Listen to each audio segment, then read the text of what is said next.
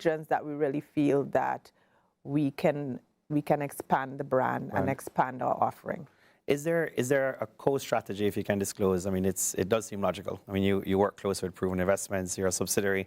I mean, if PIL is in Cayman already, recently purchased a bank license or so, you know, they're in St. Lucia with Basel, is it logical to think you'll go into the jurisdictions where your parent company is already? Yeah, in some instances. So because you still have to know the real estate market, what might be an opportune time for a banking or wealth opportunity or license, etc., may not be as opportune for a real estate opportunity. So we still do our research, Mark, and we're big on that to see, okay, even if we were to enter, what should we enter doing? Which asset, which subset of the real estate asset class do we want to really go after? Yes. And is this the right time? You know, we're looking at liberalized currency when we go looking for jurisdictions. And so we have some criteria that help us to filter the opportunities and the deals that come to the table.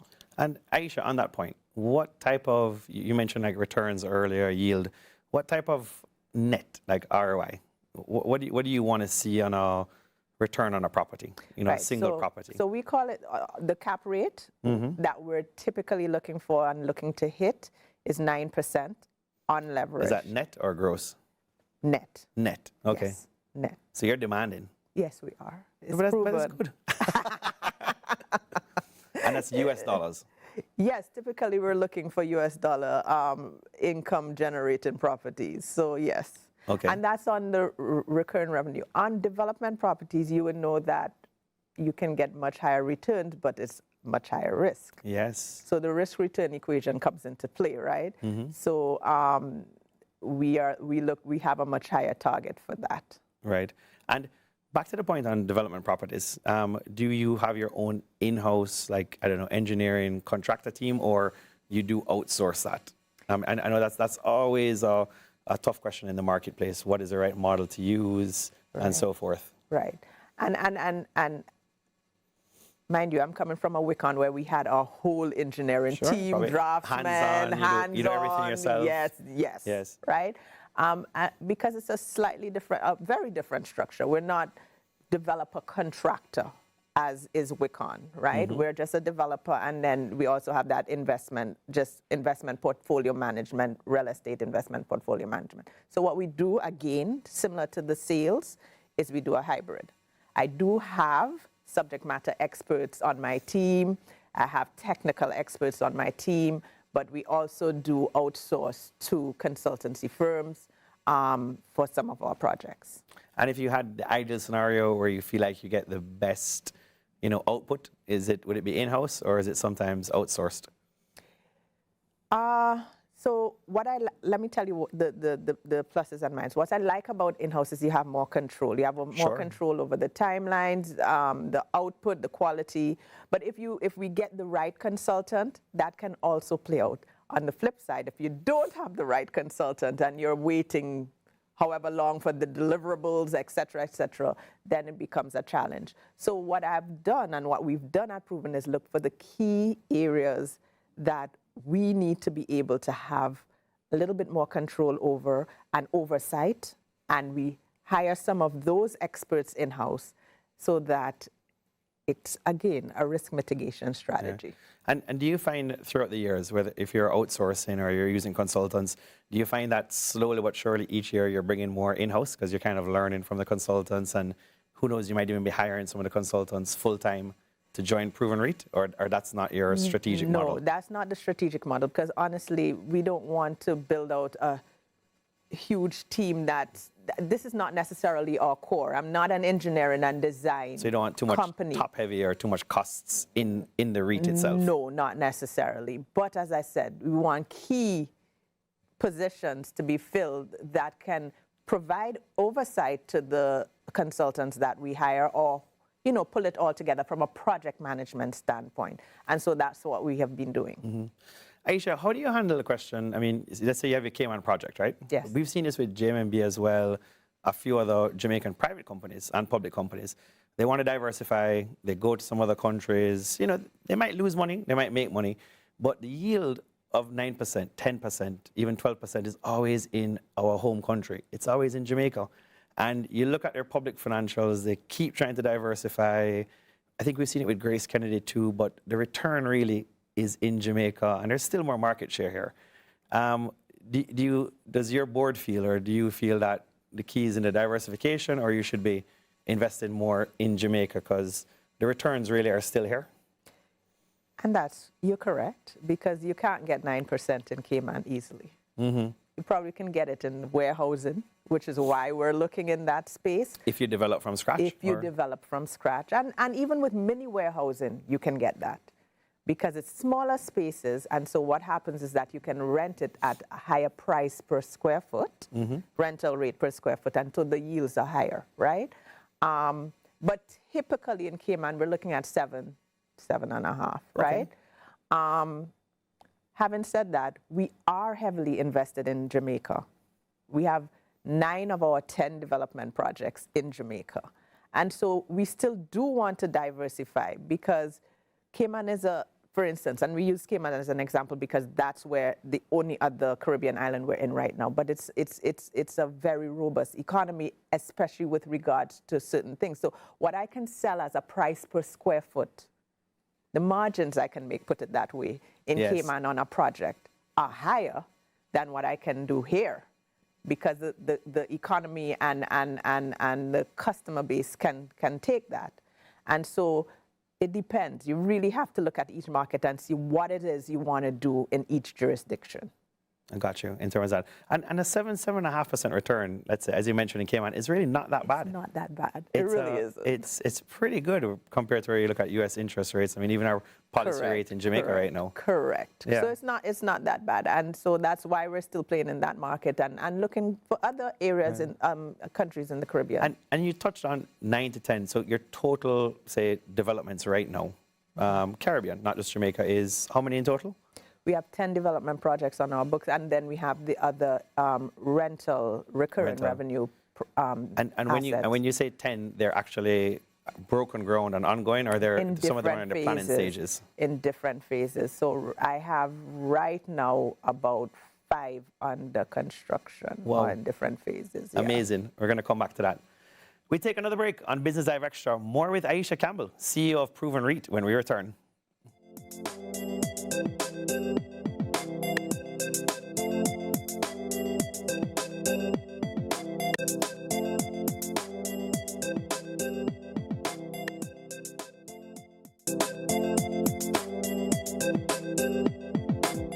Welcome back to Business Dive Extra. Proven REIT's vision is to accelerate wealth creation across the Caribbean by providing access to quality and innovative real estate solutions. The company has several opportunities on the market presently, covering residential to commercial properties.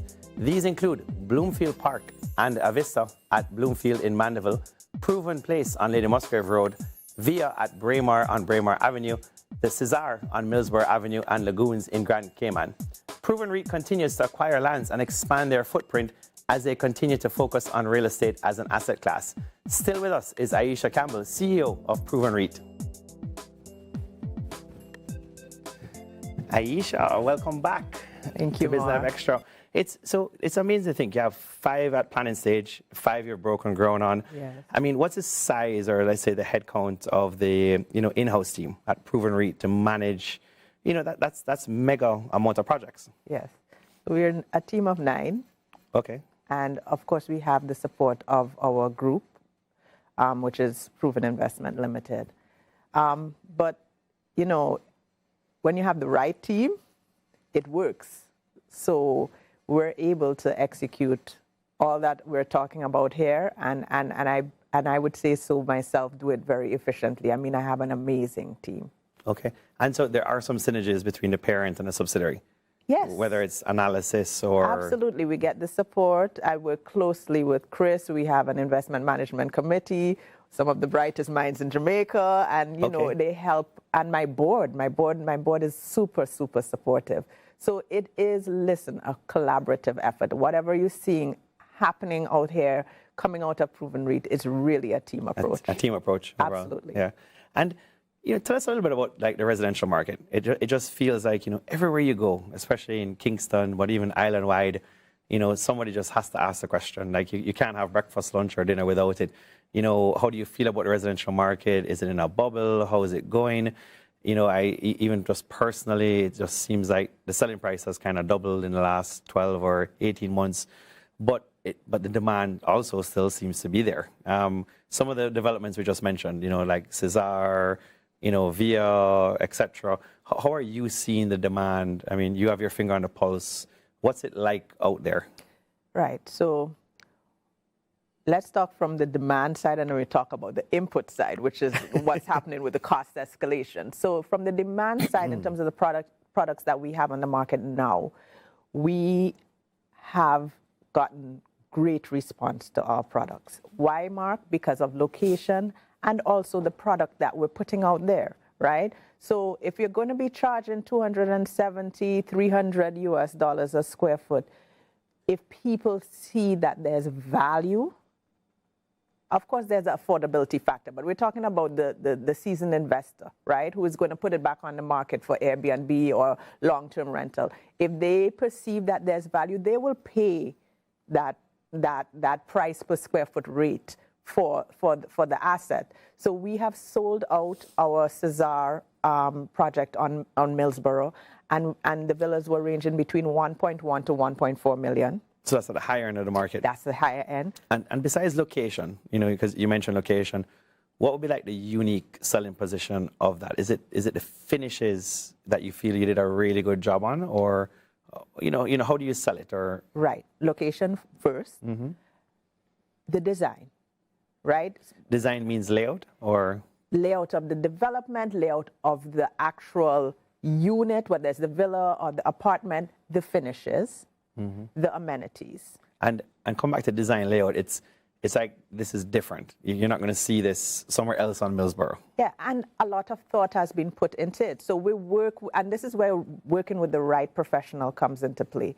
We work with some of the top architects, and we really do have amazing, talented architects, Jamaican architects. And the thought means what? Functionality? Functionality. You're not going to buck your toe when you turn the corner, or there's certain things, especially in an apartment or a villa, that people are looking for. It must work from a livability point of view, a comfort point of view. It must, and so when our buyers are, they know what they want. I mean, from the days of HGTV now, Mark, you can't just throw something together and put it on the market, and people are not going to be like, but why this bathroom like this? Or, they're going to ask questions, and so they look at the floor plans. They do. So the consumer is far more educated. They are more educated, they are more sophisticated, and so we have to make sure that the product meets their needs. Okay. Yes.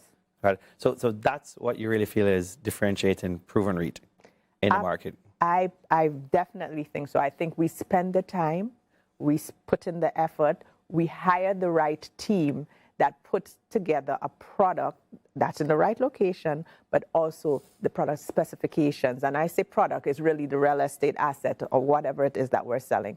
And it meets the need of the market that we're trying to target. So it all comes back to my marketing. And Aisha, when you look at probably your early development, 2014 Kingsway, you've done another development, I think the Sullivan, and your high-end development now.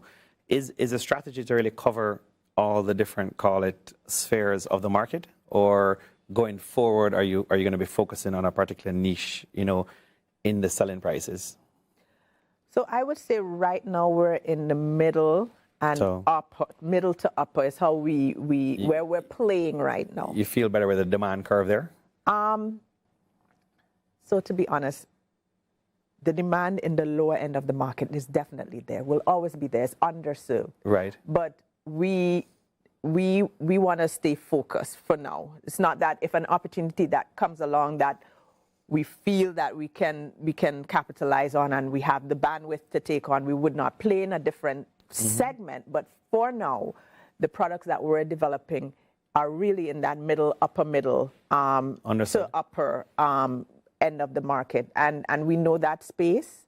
We have built up the database with customers in that space. And so that's where we're playing. The thing I like about proven, Marcus. Nothing is off the table.